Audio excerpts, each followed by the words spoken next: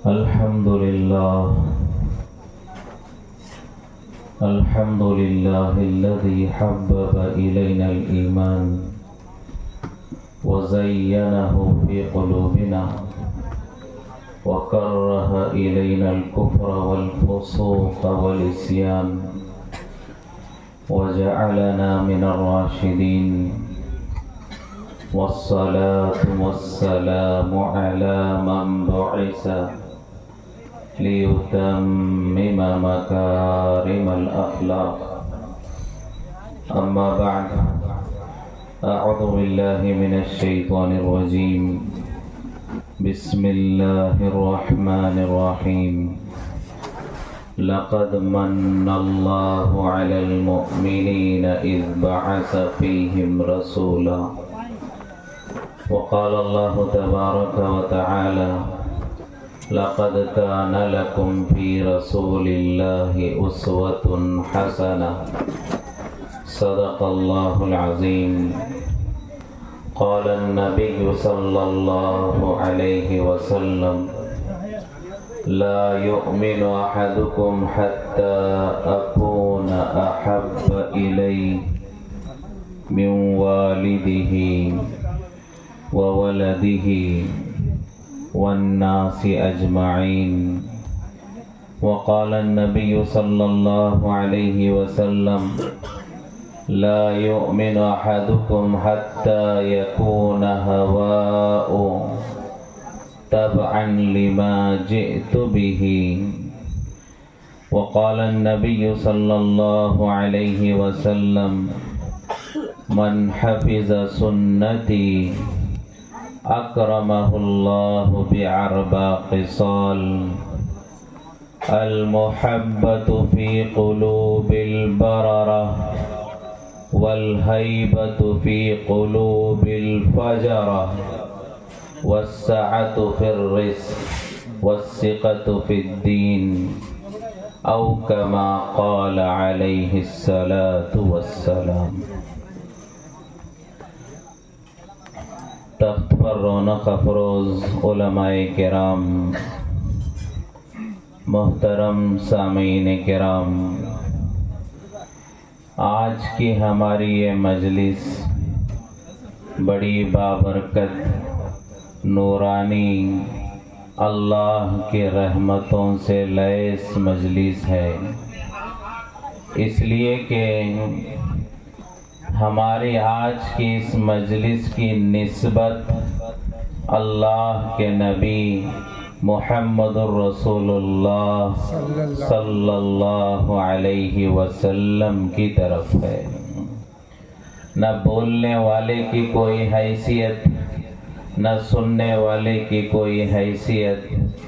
آج کی اس مجلس کی جتنی برکتیں ہیں ان سب کی بنیاد اللہ کے نبی کی نسبت ہے. اللہ کے نبی کی جب نسبت ہو جاتی ہے، اللہ تبارک و تعالی ان چیزوں کو بابرکت بنا دیتے ہیں. اور ہماری یہ مجلس حضور پاک صلی اللہ علیہ وسلم کی سیرت اور آپ صلی اللہ علیہ وسلم کی نورانی پاکیزہ مبارک زندگی کے مذاکرے سے متعلق، اور یہ چیز تو اصل دین کی بنیاد ہے. علماء کرام بیان فرماتے ہیں جیسے نماز عبادت ہے، جیسے روزہ عبادت ہے، ایسے ہی اللہ کے نبی کی تعریف کرنا اور سننا بھی عبادت ہے. یہ بات اور ہے کہ ہم جیسے گنہگار، ہم جیسے سیاہ کار، ہم کیا اللہ کے نبی کی تعریف کریں گے؟ ہماری زبانیں گندی، ہمارے سوچ گندے، ہمارے علم بڑے محدود، ہم اللہ کے نبی کا مقام کیا پہچانیں؟ اللہ کے نبی کی ہم کیا تعریف کر سکتے ہیں؟ ہمارا تعریف کرنا بھی اللہ کے نبی کی عظمتوں کے سامنے کوئی حیثیت نہیں رکھتا. مثال دے کر علماء یوں سمجھاتے ہیں، ایک دیہاتی تھا، دیہات میں رہنے والا، 20-25 مکان، چھوٹا سا گاؤں. اس نے کبھی شہر نہیں دیکھا، اس نے شہر کی عمارتیں نہیں دیکھی، حکومت اور گورنمنٹ کے سطح پر بڑے بڑے لوگوں سے، بڑے بڑے دفتروں سے کبھی اسے سابقہ نہیں پڑا. چھوٹے سے دیہات، گاؤں، قصبہ، 20-25 مکانات. اس دیہات میں رہنے والا ایک آدمی، اس کے گھر کا ایک مسئلہ ہو گیا زمین کا. تو لوگوں سے اس نے پوچھا کہ میرے زمین کے کاغذات کا مسئلہ ہے، کیا کروں؟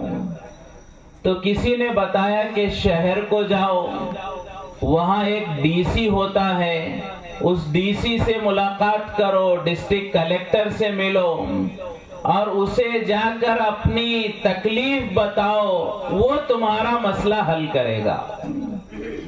اب یہ چھوٹا موٹا آدمی کبھی شہر گیا نہیں، ڈی سی اسے معلوم نہیں، لوگوں سے پوچھتا ہوا شہر پہنچا، ڈی سی کے دفتر پہنچا، اس سے ملاقات کی کہ میں فلاں دیہات سے آیا ہوں اور میرے زمین کا یہ مسئلہ ہے، آپ اسے حل کر دیں. تو ڈی سی نے ایک دستخط کیا، ایک سگنیچر کیا ڈی سی نے، اور اس کا کام، جو بہت بڑا مسئلہ وہ سمجھ رہا تھا، وہ دیہاتی سمجھ رہا تھا کہ بہت بڑی پریشانی ہے، ڈی سی کے ایک دستخط سے وہ مسئلہ حل ہو گیا. تو یہ خوش ہو گیا دیہاتی، اور خوش ہو کر یہ دیہاتی، گاؤں سے آنے والا انسان ڈی سی کو دعا دے رہا ہے. ڈی سی کی وجہ سے اس کا کام ہوا، تو یہ خوش ہو کر اسے دعا دے رہا ہے. کیا دعا دے رہا ہے؟ کہ اللہ تجھے تلاٹی بنائے. کیا دعا دے رہا ہے؟ اللہ تجھے تلاٹی بنائے. اس لیے کہ وہ دیہات والا زیادہ سے زیادہ جو مقام جانتا ہے، تلاٹی کا مقام جانتا ہے، اس سے اوپر اسے معلوم نہیں ہے. تو اپنی عقل کے حساب سے ڈی سی کو دعا دے رہا ہے کہ اللہ تجھے تلاٹی بنائے، حالانکہ یہ نہیں جانتا اس ڈی سی کے نیچے اس طرح کے ہزاروں تلاٹی رہتے ہیں. لیکن یہ جو تعریف کر رہا ہے اپنی عقل سے کر رہا ہے کہ سب سے بڑا رتبہ اس کی عقل کے اعتبار سے تلاٹی ہے، تو یہ دعا دے رہا ہے کہ اللہ تجھے تلاٹی بنائے. تو بالکل اسی طرح فرمایا، ہم جیسوں کا اللہ کے نبی کی تعریف کرنا ایسا ہے جیسے اس دیہاتی کی تعریف کرنا ہے. ہم اللہ کے نبی کی عظمت کو پہچان ہی نہیں سکتے.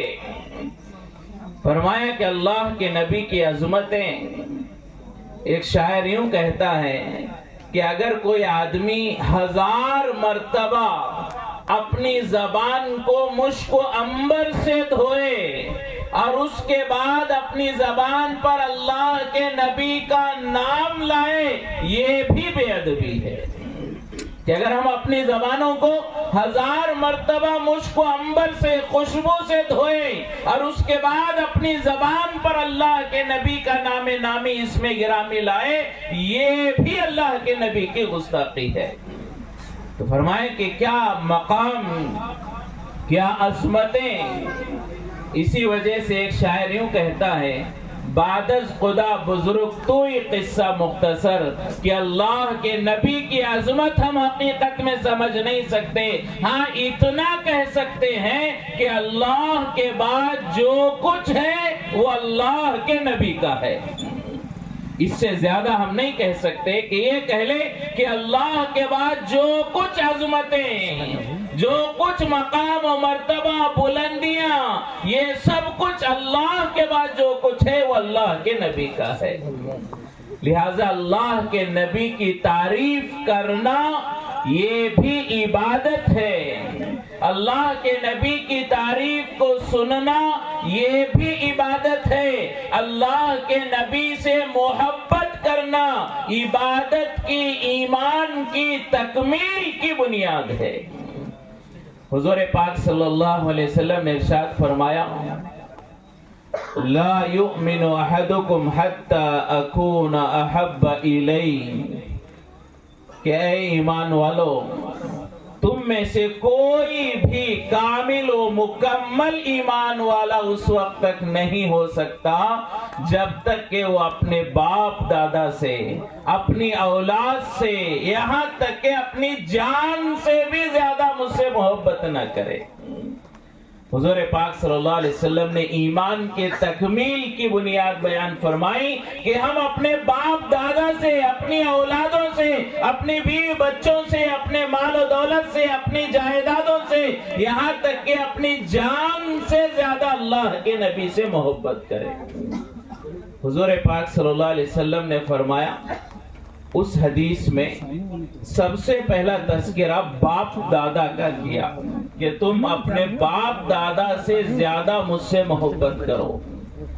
آج کے زمانے میں ہم اپنے باپ دادا کی اتنی قدر نہیں کرتے، اتنی محبت ہم نہیں کرتے، لیکن حضور پاک صلی اللہ علیہ وسلم کے زمانے میں انسان سب سے زیادہ وہ اپنے باپ سے محبت کرتا تھا۔ اسی وجہ سے ہم نے بارہا سنا ہے کہ باپ جو ہے کی دشمنی اولاد نسلوں تک اسے باقی رہتے، کہ میرے باپ کا دشمن ہے میں بھی اس سے دشمنی کروں گا۔ اور لوگ اپنی فخر اور بڑائی کے طور پر کہا کرتے کہ میں فلاں باپ کا بیٹا ہوں، تو اس زمانے میں سب سے زیادہ جو محبت انسان کرتا وہ اپنے باپ سے کرتا۔ لہذا حضور پاک صلی اللہ علیہ وسلم نے فرمایا، اپنے باپ سے زیادہ مجھ سے محبت کرو، اپنی اولاد سے زیادہ مجھ سے محبت کرو، اپنی جان سے زیادہ مجھ سے محبت کرو۔ یہ بات اللہ کے نبی حضور پاک صلی اللہ علیہ وسلم نے ارشاد فرمائی۔ مجلس میں حضرت عمر رضی اللہ تعالیٰ عنہ بھی تھے۔ صحابہ کرام میرے اور آپ کے جیسے نہیں تھے کہ دل میں ایک زبان پر ایک، بلکہ صحابہ کرام جو دل میں ہوتا وہ زبان پر ہوتا۔ حضرت عمر رضی اللہ تعالیٰ عنہ نے عرض کیا کہ اللہ کے نبی، میں اپنے باپ سے زیادہ آپ کو چاہتا ہوں، اپنی اولاد سے زیادہ آپ کو چاہتا ہوں، لیکن اللہ کے نبی اب تک میرے دل میں یہ کیفیت پیدا نہیں ہوئی کہ میں اپنی جان سے زیادہ آپ سے محبت کروں۔ یہ ابھی حال میرے دل کا نہیں ہوا ہے۔ تو حضور پاک صلی اللہ علیہ وسلم نے حضرت عمر رضی اللہ تعالیٰ عنہ، جن کے بارے میں دوسری جگہ اللہ کے نبی نے فرمایا، لو کان بعدی نبی لکان عمر، کہ اگر میرے بعد کوئی نبی ہوتے تو حضرت عمر ہوتے، اس عمر کے بارے میں اللہ کے نبی نے فرمایا کہ اے عمر، جب تک تمہارے دل میں میری محبت اپنے جان سے زیادہ نہ ہو جائے تمہارا ایمان مکمل نہیں ہوا۔ حضرت عمر رضی اللہ تعالیٰ عنہ نے اپنی گردن جھکائی، تھوڑی دیر مراقبہ کیا اور اس کے بعد چہرہ اٹھایا اور پھر اللہ کے نبی سے عرض کیا کہ اللہ کے نبی، اب میں آپ کو اپنی جان سے زیادہ محبت کرتا ہوں۔ تو حضور پاک صلی اللہ علیہ وسلم نے فرمایا، الآن یا عمر، اے عمر، اب تمہارا ایمان مکمل ہوا ہے۔ لہذا حضور پاک صلی اللہ علیہ وسلم کی محبت اور آپ کی عظمت اور آپ کی اطاعت یہ ایمان کی بنیاد ہے۔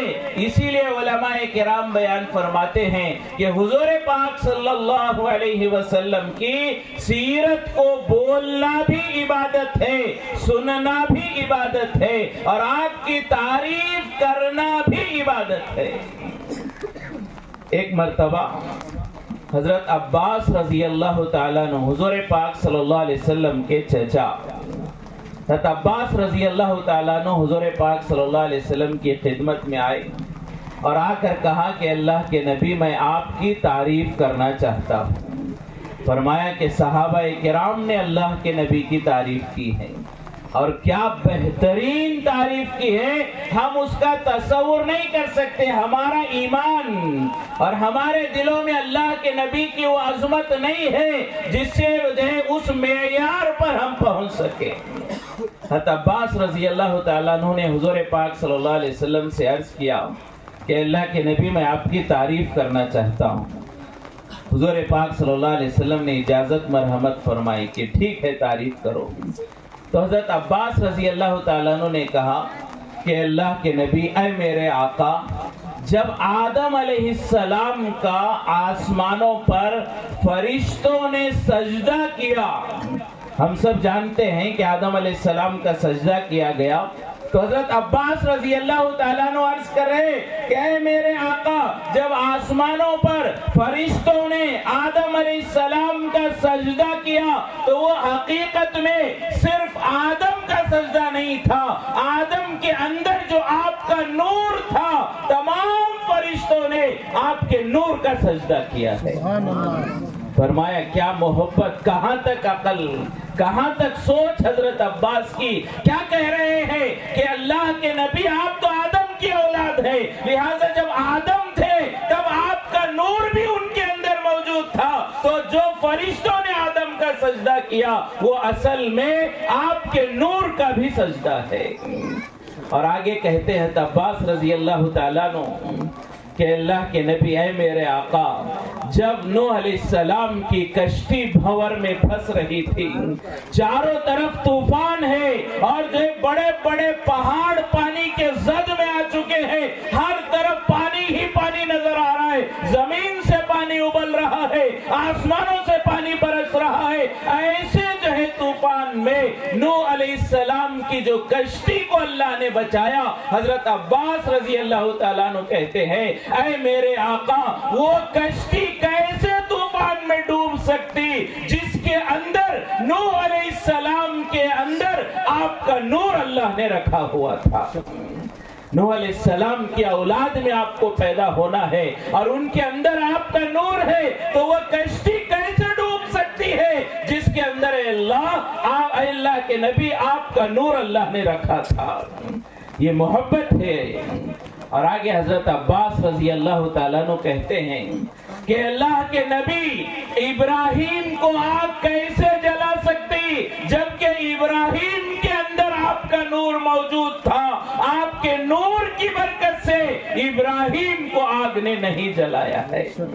اور آگے فرماتے ہیں اسماعیل کے گلے پر چھری چلائی جا رہی ہے، دھاردار نوکیلی چھری چلائی جا رہی ہے، لیکن وہ چھری ابراہیم کے بیٹے اسماعیل کی گردن کیسے ذبح کر سکتی ہے جبکہ ان کی نسل میں سے اللہ نے آپ کو پیدا کرنے کا ارادہ کیا۔ اسماعیل کے اندر آپ کا نور ہے، لہذا آپ کے نور کی برکت سے فرمایا کہ وہ چھری اسماعیل کو ذبح نہیں کر سکی۔ یہ تعریف حضرت عباس رضی اللہ تعالیٰ عنہ کر رہے ہیں۔ فرمایا یہ محبت ہے، جب محبت ہوتی ہے تو اللہ کے نبی کی تعریف بھی زبانوں سے جاری ہو جاتی ہے اور عمل میں اطاعت جاری ہو جاتی ہے۔ لہذا اللہ کے نبی کی تعریف کرنا، سیرت کے مذاکرے کرنا، یہ اللہ کے رحمتوں کے نزول کا سبب ہے، مغفرتوں کا سبب ہے، برکتوں کے نزول کا سبب ہے۔ ہمارے ہندوستان کے شمالی علاقے میں یو پی میں کچھ سال پہلے ایک طاعون کی بیماری پھیل گئی، وبائی وائرل بیماری پھیل گئی، اور وہ بیماری اتنی بڑھ گئی یو پی کے علاقے میں، روزانہ دسیوں لوگ مرنے لگے، روزانہ جو ہے دسیوں لوگ مرنے لگے، کئی گاؤں کئی ضلع اس بیماری کے لپیٹ میں آ گئے اور اس کے زد میں آ گئے، کئی لوگ بیماری میں انتقال ہونے لگے۔ اس وقت یو پی کے علاقے میں ایک اللہ کے ولی تھے، ان کے دل میں بات آئی کہ گاؤں کے گاؤں بیماری میں مبتلا ہو رہے ہیں، وائرل بیماری ہے، طاعون پھیلی ہوئی ہے اور بہت سارے لوگوں کی جان جا رہی ہے، کیا ہو کیسے کریں کہ یہ بیماری ختم ہو جائے، اللہ اس بیماری سے نجات عطا فرمائے۔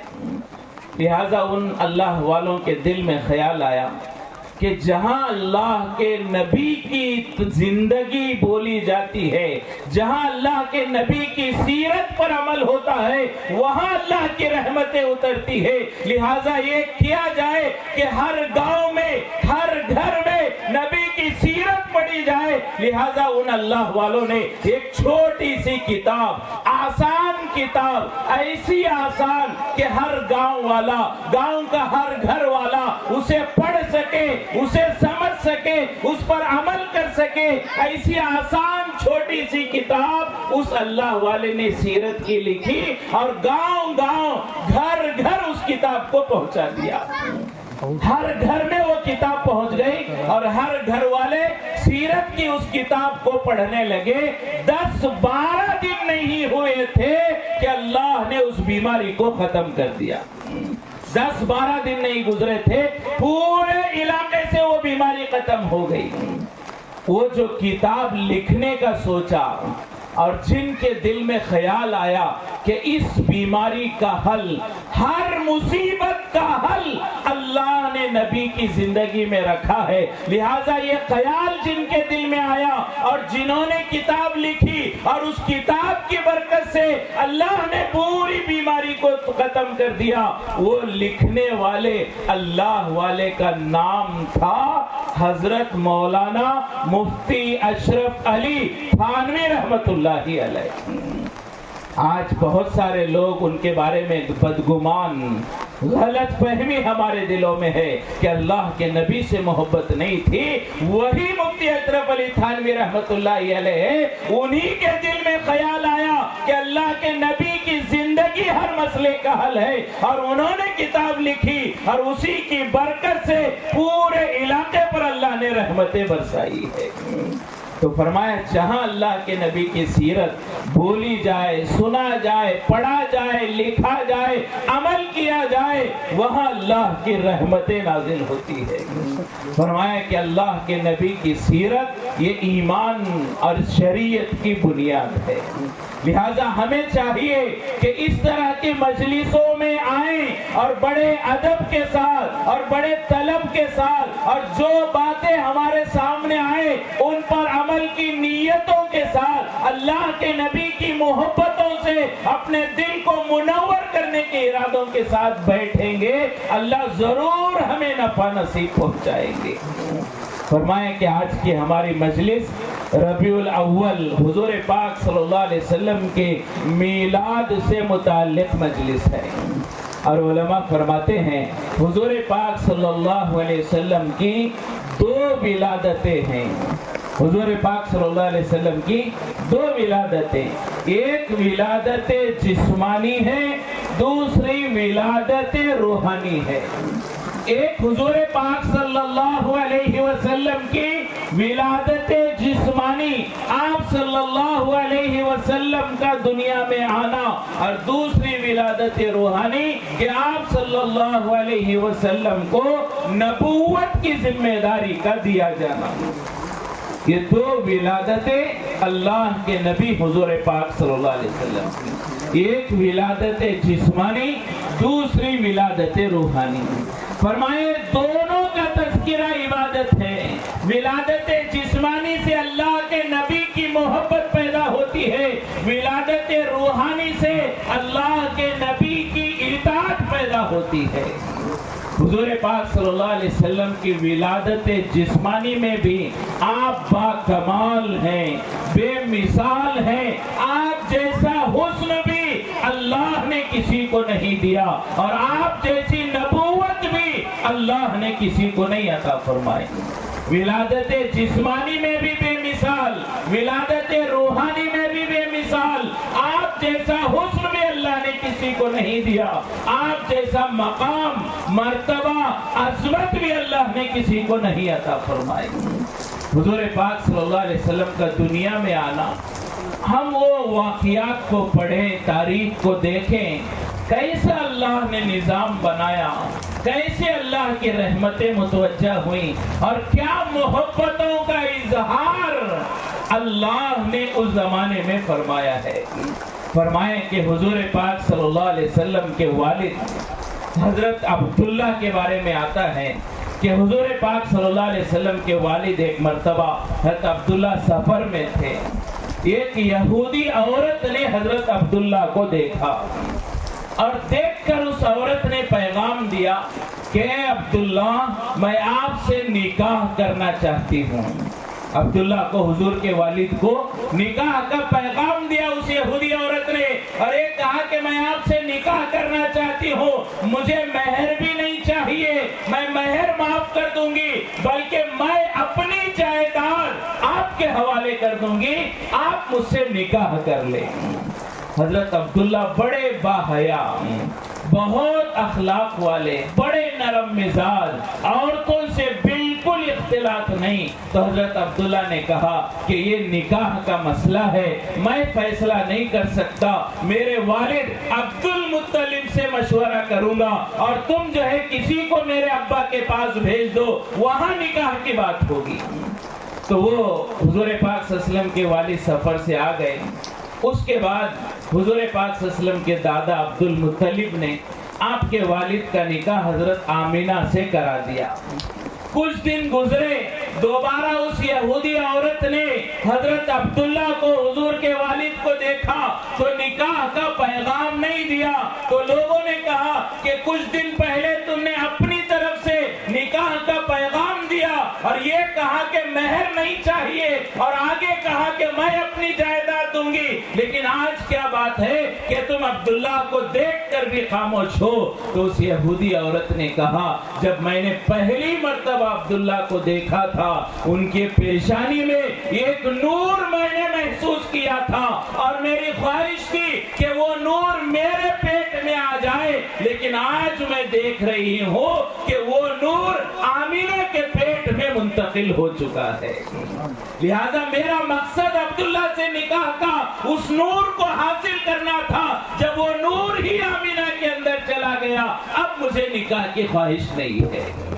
فرمایا اللہ کا نظام، چہرے پر نور نظر آ رہا ہے، اور جب وہ نور حضرت آمینہ کے بطن میں منتقل ہو گیا، حضرت آمینہ کے ساتھ ساتھ کیا کیا کرامتیں، کیسی اللہ کی مدد ہے۔ فرمایا کہ حضرت آمینہ خود کہتی ہیں کہ جب میرے بطن میں میرا بیٹا پلنے لگا، محمد صلی اللہ علیہ وسلم اپنی ماں کے پیٹ میں تھے، اس وقت کے واقعات حضرت آمینہ بیان کرتی ہے کہ جب میں نوکیلے پتھر، مکہ وہ کالے کالے پہاڑوں کا شہر ہے، دور دور تک مکے میں کالے کالے پہاڑ نظر آتے ہیں۔ حضرت آمینہ کہتی ہیں کہ جب میرے پیٹ میں بچہ تھا، میں جو نوکیلے پتھروں پر پیر رکھتی، وہ نوکیلے پتھر میرے لیے نرم بن جایا کرتے تھے، وہ موم کی طرح نرم بن جاتے۔ مجھے ایسا نہیں لگتا کہ میں جو ہے نوکیلے پتھروں پر چل رہی ہوں، بلکہ مجھے ایسا لگتا میں کسی نرم زمین پر چل رہی ہوں۔ میرے لیے پیر کے نیچے پتھر کو اللہ نرم کر دیتے۔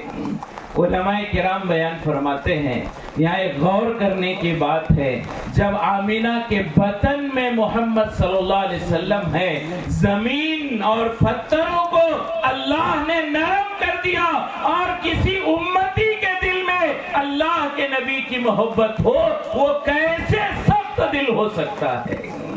فرمایا جب نبی پیٹ میں ہے، پتھر نرم ہو رہے ہیں، اگر کسی کے دل میں نبی کی محبت ہو، خدا کی قسم وہ مسلمان کبھی سخت ہو ہی نہیں سکتا، کسی کا دشمن نہیں ہو سکتا، کسی سے نفرت نہیں کر سکتا، کسی سے عداوت نہیں کر سکتا، وہ ہر ایک سے محبت کرے گا، وہ نرم ہوگا، اس لیے کہ اللہ کے نبی کی محبت اس کے دل میں ہے۔ اور اگر کوئی آدمی نرم نہیں ہے، سخت دل ہو چکا ہے، دل پتھر بن چکا ہے، تو ڈرنے کی بات ہے کہ کہیں میرے دل میں نبی کی محبت نہیں ہے۔ فرمایا نوکیلے پتھر نرم ہو رہے ہیں تو کیا ہمارے دل نرم نہیں ہو سکتے؟ فرمایا آگے حضرت آمینہ کہتی ہیں جب میں سخت گرمی میں مکے کی چلتی، میرے سر پر بادل سایہ کرنے لگتے۔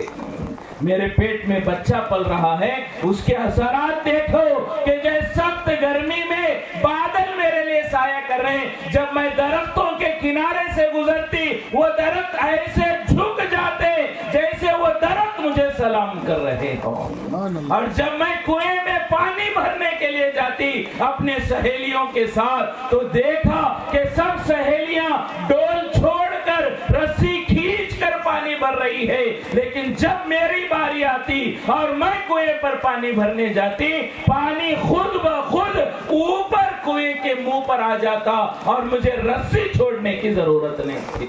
میں اپنا مٹکا لیتی اور پانی بھر کے آتی، اور اس سے آگے کہتی ہے جب میں اپنا مٹکا سر پر رکھتی، حضرت آمینہ کہتی ہے جب میں اپنا مٹکا سر پر رکھتی اور میں اسے اٹھاتی، مجھے ایسا لگتا وہ مٹکا میں نے نہیں اٹھایا، کسی فرشتے نے اوپر سے پکڑا ہوا ہے۔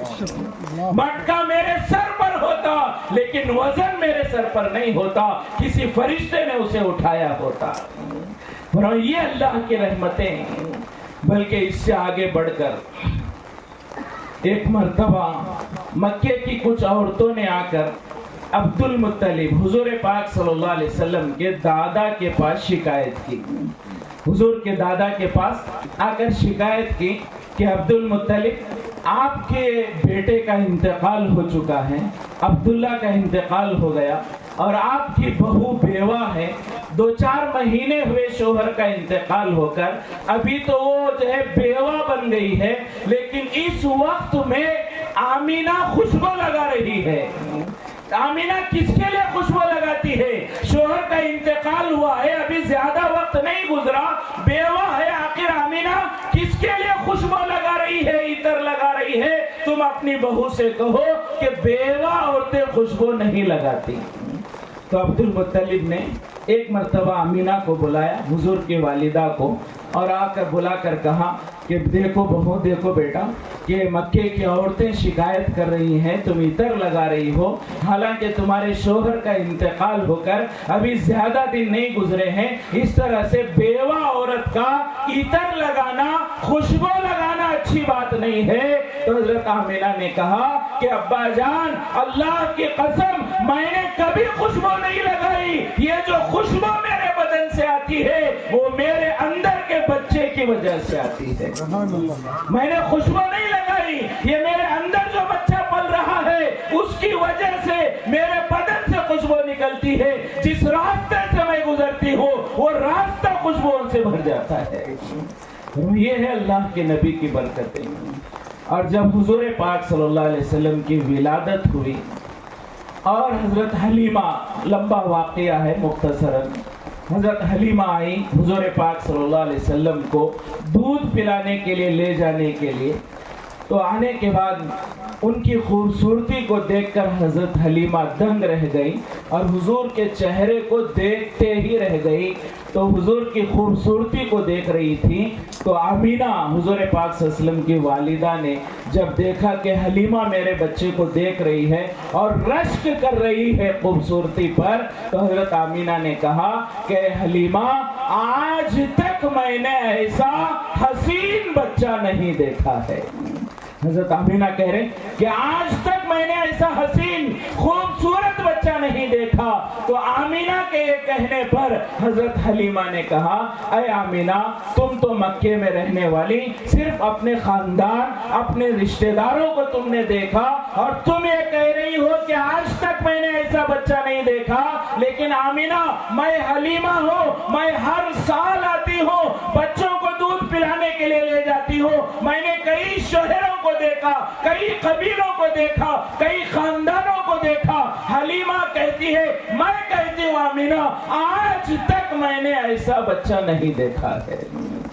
یہ دونوں باتیں ہو رہی تھی، عبد المطلب آئے۔ عبد المطلب نے کہا، آمینہ تم اپنے گھرانے کی بات کرتی ہو، حلیمہ تم چند خاندانوں کی بات کرتی ہو، میں عبد المطلب ہوں، میں کعبے کا متولی ہوں، کعبے میں عرب کے لوگ آتے ہیں، مصر سے لوگ آتے ہیں، یمن سے لوگ آتے ہیں، شام سے لوگ آتے ہیں، پورے دنیا کے کونے سے مکے میں لوگ آتے ہیں، اور ان آنے والوں کی خدمت میں کرتا ہوں۔ میں نے پوری دنیا والوں کو دیکھا ہے، لیکن آج تک میں نے ایسا بچہ نہیں دیکھا۔ عبد المطلب کہہ رہے ہیں، میں نے پوری زندگی میں دنیا کے کونے کونے کے لوگوں کو دیکھا، آج تک ایسا بچہ نہیں دیکھا۔ فرمایا اس کے بعد جبرائیل امین نے کہا کہ آمینہ تم اپنے خاندان کی بات کرتی ہو، حلیمہ تم چند گاؤں کی بات کرتی ہو، عبد المطلب تم اپنے زمانے کے دنیا کے لوگوں کی بات کرتی ہو، لیکن میں جبرائیل آدم سے لے کر آج تک دنیا میں آیا ہوں، ہر انسان کو میں جانتا ہوں، لیکن میں جبرائیل کہتا ہوں کہ آج تک میں نے ایسا हसीन बच्चा नहीं देखा है। फरमाया क्या हुस्न होगा अल्लाह के नबी का, जिब्राइल गवाही दे ऐसा हुस्न मैंने नहीं देखा। फरमाया हम सब जानते हैं कि हजरत यूसुफ अलैहिस्सलाम को बहुत हुस्न मिला, यूसुफ अलैहिस्सलाम को बहुत हुस्न मिला, लेकिन यूसुफ अलैहिस्सलाम के हुस्न में और मेरे आका मोहम्मद रसूलुल्लाह सल्लल्लाहु अलैहि वसल्लम के हुस्न में जमीन आसमान का फर्क है। वो क्या फर्क है? बहुत सारे फर्क है, लेकिन एक फर्क उलमा यूं बयान फरमाते हैं कि यूसुफ अलैहिस्सलाम को ऐसा हुस्न अल्लाह ने दिया कि पहली बार में कोई यूसुफ अलैहिस्सलाम को देखना चाहे, उनकी इतनी खूबसूरती थी, इतना नूर था उनके चेहरे में, कोई देख नहीं सकता था। कोई यूसुफ को देखना चाहे पहली बार में उसके लिए देखना मुश्किल हो जाता, जब दूसरी बार देखता तो थोड़ा उस मुश्किल में आसानी हो जाती, वो देख लेता। जब तीसरी बार देखता उसके लिए और आसान हो जाता, जब चौथी बार देखता उसके लिए और आसान होता। फरमाया यूसुफ अलैहिस्सलाम का हुस्न ऐसा था, पहली बार में यूसुफ बहुत खूबसूरत नजर आते, दूसरी बार में थोड़ा कम, तीसरी बार में और कम, चौथी बार में और कम। जितना यूसुफ को देखते चले जाते उतना हुस्न कम होता चला जाता। लेकिन मेरे आका मोहम्मद रसूलुल्लाह सल्लल्लाहु अलैहि वसल्लम का हुस्न ऐसा था कि जितनी बार अल्लाह के नबी को देखते, हर बार अल्लाह के नबी के हुस्न में इजाफा ही होता चला जाता। जो पहली बार देखता अल्लाह के नबी हसीन लगते, जब दूसरी बार कोई देखता तो ये सोचता कि आज अल्लाह के नबी और हसीन लग रहे हैं। वो मशहूर वाकया आप हजरात ने सुना होगा, ओहद के मैदान में एक दुश्मन ने अल्लाह के नबी के सर पर जो आपने टोपी पहनी थी, लोहे की खौज जिसे कहते हैं, तलवार के दस्ते से हमला किया, और उसकी वजह से वो जो लोहे की टोपी थी, दो कड़ियां, दो जंजीरें अल्लाह के नबी हुजूर पाक सल्लल्लाहु अलैहि वसल्लम के रुखसार और गाल के अंदर धंस गई, और इतना अंदर गई कि अबू उबैदा रज़ी अल्लाह ताला अन्हु जब उन्होंने दांत से खींचा तो वो दो कड़ियां खींचते हुए अबू उबैदा के दो दांत टूट गए। तो जब वो दांत अंदर धंसे थे, कड़ियां धंसी थी, और जब उसे निकाला गया तो जाहिर बात है कोई दाग तो होगा ना। कड़ियां अंदर गई थी, इतनी अंदर गई कि खींचने वाले के दांत टूट गए। तो जब वो बाकी रहे, जब जख्म गया तो कुछ दाग तो बाकी रहेगा ना, कुछ निशान तो बाकी रहेगा। सहाबा किराम कहते हैं जब अल्लाह के नबी के चेहरे पर वो निशान हमने देखा, हमें ऐसे लग रहा था शायद इसी निशान की कमी थी जो अल्लाह ने पूरी कर दी। वो निशान हुजूर के हुस्न को कम नहीं कर रहा था, बल्कि वो निशान हुजूर के हुस्न को और बढ़ा रहा था। ये अल्लाह के नबी का हुस्न, जितना देखते उतना हुजूर हसीन जमील नजर आते। इसी वजह से उलमा फरमाते हैं यूसुफ अलैहिस्सलाम का हुस्न ऐसा नजर टिक नहीं सकती। यूसुफ अलैहिस्सलाम का हुस्न कैसा? उलमा फरमाते हैं यूसुफ अलैहिस्सलाम का हुस्न ऐसा नजर टिक नहीं सकती। मेरे आका मोहम्मद रसूलुल्लाह सल्लल्लाहु अलैहि वसल्लम का हुस्न ऐसा नजर हट नहीं सकती। सुभान अल्लाह। ये फर्क है यूसुफ अलैहिस्सलाम और मेरे आका में कि उनके ऊपर नजर टिक नहीं सकती, मेरे आका से नजर हट नहीं सकती। ये हुस्न दिया। तो हजरत अब्दुल मुत्तलिब के कहने पर जिब्राइल ने कहा आज तक मैंने ऐसा बच्चा नहीं देखा। फिर हजरत हलीमा सादिया हुजूर पाक सल्लल्लाहु अलैहि वसल्लम को लेकर रवाना होने लगी तो हजरत आमीना ने दुआ की। उलमा फरमाते हैं वो माँ की दुआ की बरकत है, अल्लाह ने शक़ सदर किया और वहां से नबूवत का नूर देकर अल्लाह के नबी को लौटाया। फरमाया, इससे उलमा फरमाते हैं कि माँ की दुआ औलाद के लिए जरूर कबूल होती है। लेकिन आज अल्लाह हमें माफ फरमाए, हम अपने बच्चों को दुआ नहीं देते, कभी शरारत करते हैं, कभी हम गुस्से में आते हैं तो बद्दुआ तो फौरन दे देते हैं, ताना तो फौरन दे देते हैं, लेकिन औलाद को दुआएं नहीं देते। हुजूर की माँ हजरत आमिना ने हलीमा के हवाले बच्चे को किया तो दुआएं देकर किया, ए अल्लाह मेरे बच्चे की हिफाजत फरमा, इसे बेहतरीन नेमतों के साथ लौटा। अल्लाह ने नबूवत के नूर के साथ उन्हें लौटाया है। हलीमा सादिया ने उठाया। अब उनकी जो ऊँटनी थी, बारहा हम सुनते हैं, बहुत लागर, बहुत कमजोर, और इतनी कमजोर कि बाकी पूरे सहेलियां मक्के में सबसे पहले आई और बच्चों को ले लेकर, मालदार बच्चों को लेकर चली गई। आखिर में हलीमा आई थी। क्यों आखिर में आई थी? उनकी ऊँटनी सबसे कमजोर, लागर, दुबली पतली, तो इस वजह से देर हुई थी। जब हुजूर को लेकर गए, रिवायत में, उर्दू किताबों में ये बात मिलती है कि हलीमा ने आगे जो है, ऊंट पर आगे बैठे हलीमा, और पीछे जो है उनके शोहर अपने गोद में अल्लाह के नबी को लेकर बैठे। आगे हलीमा है, पीछे उनके शोहर हैं, और गोद में अल्लाह के रसूल हलीमा के पीछे बैठे हुए हैं। और हजार कोशिश कर रहे हलीमा और उनके शोहर कि ऊंटनी खड़ी हो जाए और रवाना हो जाए। हजार कोशिशों के बावजूद ऊंटनी है कि उठने को तैयार नहीं है। बिल आखिर हलीमा ने अपने गोद में हुजूर को उठाया, चूंकि वो सामने बैठी हुई थी। जब उन्होंने अपने गोद में लिया तो गोया कि अल्लाह के नबी आगे, फिर हलीमा, उसके पीछे उनके शोहर। जब अल्लाह के नबी को आगे रखा, वो ऊंटनी फौरन खड़ी हो गई और तेजी से दौड़ने लगी।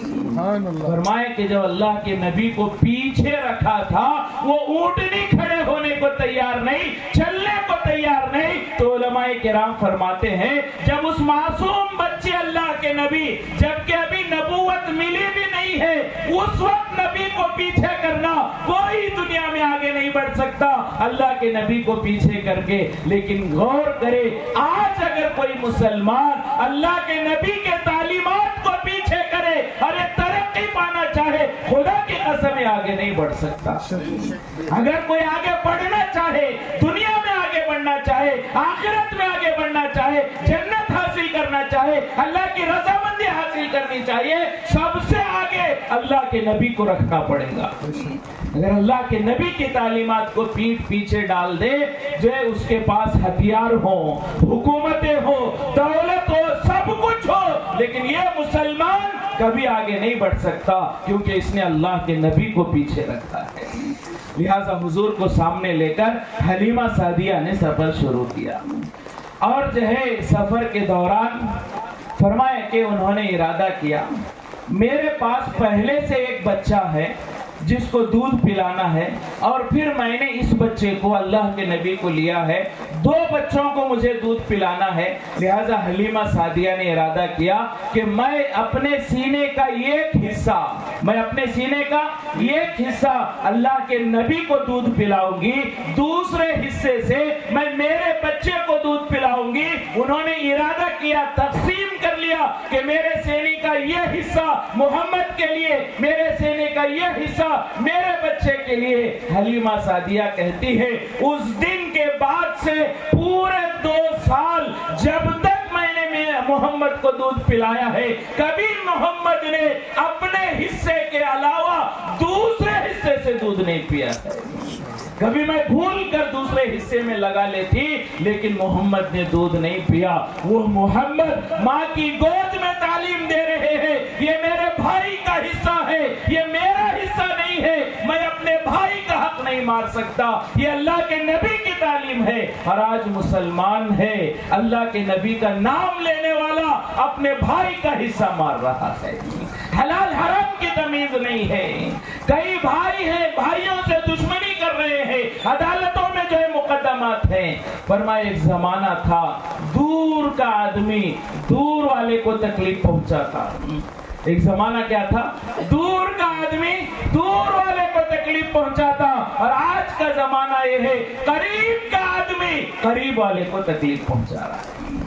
فرمایا اللہ کے نبی بچپن میں بھائی کے حصے کا دودھ پینے تیار نہیں، اور میں بھائی کی جائیداد لینے کے لیے فکر کر رہا ہوں، بہنوں کو ڈرا دھمکا کر اگر تو جائیداد پوچھے میں رشتہ توڑ دوں گا، جائیداد سے بے دخل کر رہے ہیں۔ کتنی اولاد ایسی ہے ماں باپ کو جھوٹ بول کر جائیداد اپنے نام پر کر رہی، کیا اللہ کے نبی کی امت ہے؟ وہ تو جو ہے بچپن میں یہ انسانیت کا اور یہ انصاف کا سبق دے رہے کہ کسی کا مال نہیں لینا، کسی کا حق نہیں مارنا، اور مسلمان آج حق مارنے میں آگے بڑھا ہوا ہے۔ نبی کی تعلیم ہے۔ فرمایا حلیمہ کہتی ہیں اس دن سے جس دن میں نے ارادہ کیا کبھی اللہ کے نبی نے میرے بچے کے طرف سے دودھ نہیں پیا، اور وہ لے کر چلی۔ حلیمہ کہتی ہے میری اونٹنی کمزور لیکن وہ سب سے آگے چلنے لگی، یہاں تک کہ جو میری سہیلیاں پہلے نکل چکی تھی ان سے آگے چلنے لگی۔ تو میری سہیلیوں نے پوچھا اے حلیمہ کیا تو نے سواری بدل دی؟ تو حلیمہ نے کہا سواری جو ہے میں نے نہیں بدلی، میں نے سوار بدل دیا، میں نے سواری نہیں بدلی سوار بدل دیا، جس کی وجہ سے وہی کمزور اونٹنی اللہ نے اس میں طاقت عطا فرمائی۔ فرمایا جب اللہ کے نبی ہیں کمزور اونٹنی کو طاقتور کر رہے، جب اللہ کے نبی کی سنتیں ہوں گے ہمارے اسی چھوٹے سے کاروبار میں، ہماری اسی سے چھوٹی سی نوکری میں، ہماری اسی چھوٹے سے روزی میں اللہ بے پناہ برکتیں دیں گے جب ہمارے اندر نبی کی تعلیمات ہوگی۔ اللہ نے اونٹنی نہیں بدلی، اسی کمزور اونٹنی کو طاقتور کیا نبی کی برکت سے۔ فرمایا آج ہماری زندگی میں نبی کے تعلیمات ہے، ہمیں کروڑوں روپے کی ضرورت نہیں، بڑے کاروبار کی ضرورت نہیں، وحدہ کرسی کی ضرورت نہیں، جہاں ہم ہیں وہی اللہ کی مدد آئے۔ فرمایا کہ اونٹنی طاقتور ہو گئی، تیز چلنے لگی، اور برکتیں ایسی کہ جا کر جو ہے بکریوں کا دودھ دہا رہے ہیں۔ فرمایا پہلے تو وہ سوکھی جو ہے تھنوں والی بکریاں، جب بکریوں کو جو ہے تھنوں کو جو ہے ہاتھ لگایا جا رہا ہے وہ دودھ سے بھری ہوئی ہے، اور گھر میں جتنے برتن ہیں انہیں بھر لیا گیا اور ابھی بھی دودھ ختم نہیں ہو رہا ہے۔ اور جہاں حلیمہ کی بکریاں چرنے کے لیے جاتی وہاں سبزہ ہی سبزہ ہوتا۔ بنو سعد کی عورتیں کہنے لگی کہ اپنی بکریوں کو وہاں چراؤ جہاں حلیمہ کی بکریاں چرتی ہے، لہذا گاؤں والے انتظار کرتے کہ جہاں حلیمہ کی بکریاں جائیں گی ہم اپنی بکریوں کو وہاں لے جائیں گے، لہذا حلیمہ کے جہاں بکریاں چلتی وہ اپنی بکریوں کو لاتے، لیکن وہاں جانے کے بعد ایسے محسوس ہوتا کہ وہ جگہ تو خوش ہے لیکن میرے حلیمہ کی بکریوں کو وہ ہرا نظر آتا ہے، دوسروں کی بکریوں کو وہ سوکھا نظر آتا ہے۔ اور یہ اللہ کی مددیں ہیں بچپن میں، اور یہ ولادت جسمانی ہے۔ ولادت جسمانی میں آپ جیسا کوئی نہیں، آپ بے مثال ہیں، اسی طرح ولادت روحانی میں بھی آپ جیسا کوئی نہیں۔ اللہ کے نبی کو اللہ نے نمونہ بنا کر بھیجا، جو میرے نبی کے طریقے پر زندگی گزارے گا فرمایا کہ اس کی زندگی میرے نزدیک قبول ہوگی۔ اللہ نے حضور کو نمونہ بنایا۔ کیوں نمونہ بنایا؟ بہت ساری حکمتیں علماء بیان فرماتے ہیں۔ ایک حکمت علماء یہ بیان فرماتے ہیں کہ اللہ مسلمانوں کو جنت دینا چاہتا ہے۔ اللہ نے مسلمانوں کے لیے کیا بنائی ہے؟ جنت۔ جنت یعنی کیا ہے؟ اللہ کا پڑوس۔ جنت میں کون رہے گا؟ اللہ کا مہمان۔ جنت میں رہنے والا کہاں رہے گا؟ اللہ کے بازو میں، اللہ کے پڑوس میں رہے گا۔ لہذا علماء فرماتے ہیں کہ اللہ اپنے پڑوس میں کسے رکھنا چاہتے ہیں؟ وہ انسان کیسے ہونا چاہیے جو اللہ کے پڑوس میں رہنے کے قابل ہو۔ اسی لیے اللہ نے اپنے نبی کو بھیجا کہ جو میرے پڑوس میں رہنا چاہتا ہے، میری رحمتوں سے نفع اٹھانا چاہتا ہے، جنت میں میرا دیدار کرنا چاہتا ہے، اسے میرے نبی کے جیسا بننا پڑے گا۔ وہ نبی کے جیسا بنے گا تب جا کر وہ میرے پڑوس میں رہے گا۔ नबी को नमूना बनाया। अल्लाह के नबी की जिंदगी एक मुसलमान के लिए नमूना है। पैदा होने से लेकर मरने तक, सोकर उठने से लेकर सोने तक, घरों में, बाजारों में, कारोबार में, लेन देन में, खुशी में, गम में, हर जगह अल्लाह के नबी नमूना है। ऐसे सिफात अल्लाह के नबी को अल्लाह ने अता फरमाए, इंसान सोच कर ताज्जुब होता है। बहुत सारे लोगों को हम देखते हैं, कोई बहुत ताकतवर इंसान हो हमारे खानदान में, हमारे गांव में, हमारे रिश्तेदारों में, कोई बहुत ताकतवर इंसान हो तो हम उसे देखते हैं वो बहुत तकब्बुर करता है, बहुत अकड़ता है, बहुत नखरे करता है, कभी छोटा बन के नहीं चलता, इसलिए कि ताकत है तो छोटा बनना आता ही नहीं। लेकिन कुर्बान जाए अल्लाह के नबी पर, ऐसी ताकत, बड़े बड़े पहलवानों से ज्यादा ताकत, लेकिन जितना अल्लाह के नबी छोटे बने हैं, कयामत तक कोई उतना छोटा नहीं बन सकता। एक ही वक्त में ताकत का भी होना, छोटापन होना, ये अल्लाह के नबी का मौजूदा। ताकत कैसी? फरमाया मक्के में एक पहलवान था, उसका नाम रुकाना। उसे जाकर अल्लाह के नबी ने दावत दी, रुकाना ईमान कबूल कर लो, एक अल्लाह को मान लो, जो है कुछ बातें अल्लाह के नबी ने कही। तो वो जो पहलवान था रुकाना, उसने कहा देखो मोहम्मद, मुझे ये बातें नहीं आती, जो तुम कह रहे हो मुझे समझ में नहीं आती। मैं पहलवान हूँ, मुझे क्या मालूम है पहलवानी करना, मुझे अखाड़े में उतरना, दुश्मन को जो नीचे गिराना, ये मुझे मालूम है, पहलवान हूँ। जो तुम कह रहे हो ये मुझे समझ में नहीं आ रहा है, मुझे तो ये समझ में आता है मैं पहलवान हूँ। लिहाजा उसके बाद जो है हुजूर पाक सल्लल्लाहु अलैहि वसल्लम से रुकाना ने कहा, अगर तुम कुछ मुझे समझाना चाहते हो तो आओ अखाड़े में, मुझे गिराओ, मेरे जमीन पीठ को लगाओ, मैं तुम्हारी बात मान लूंगा। तो अल्लाह के नबी तैयार हो गए और मैदान में गए, और रुकाना जो पूरे मक्के का बड़ा पहलवान था, उसे फौरन एक लम्हे में उसकी पीठ जमीन पर लगा दी। तो उसे बड़ा ताज्जुब। जी अजान का जवाब दे दें, उसके बाद इंशाअल्लाह